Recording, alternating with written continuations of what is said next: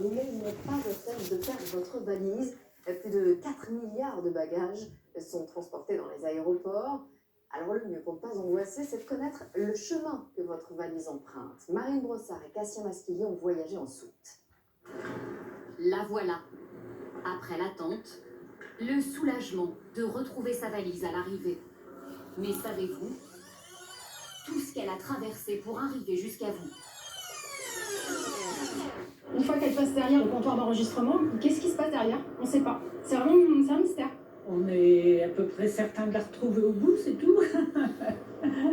Le périple Bonjour madame. commence ici Identité, s'il vous plaît. et tout repose sur ce code barre. C'est la carte d'identité du bagage. Là-dessus, vous avez votre nom, votre prénom, le numéro de vol, la destination finale. Une fois enregistré, la vie secrète de notre bagage peut commencer. 3 étages plus bas, dans cette immense cathédrale, un dédale de 46 km, mais notre valise n'en parcourra pas plus de 2.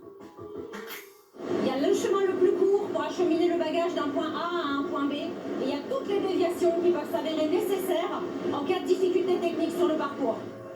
Comment notre bagage trouve-t-il son chemin? Grâce à ces portiques disséminés sur sa route. La cellule optique décode notre étiquette pour aiguiller le bagage. Pourquoi ça a basculé? L'informatique du trieur a repéré que ce bagage était attendu à l'avion qui est garé juste au-dessus. Donc il est éjecté sur cette sortie pour être acheminé jusqu'à cet avion. Toutes les heures, 5000 bagages sont traités ici. Alors parfois, tout ne se passe pas comme prévu. Il y a un bagage, je pensais, il est arrivé de travers. Il y a tellement de chemin à parcourir qu'au bout d'un moment, le bagage va forcément tourner un peu sur lui-même. Il faut toujours une équipe qui soit prête à intervenir. Grâce à la centaine de caméras installées dans le trieur, Ok, je te remercie. ici on sait minute par minute où se trouve notre valise. Votre bagage, il a été enregistré là, il est passé par ici.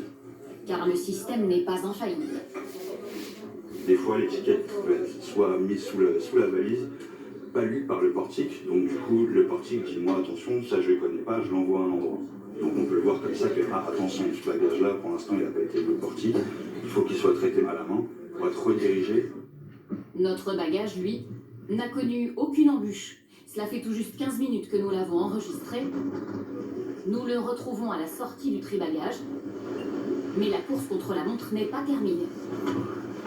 En fait, c'est un timing. Il faut que les compteurs soient montés directement dès que l'avion arrive.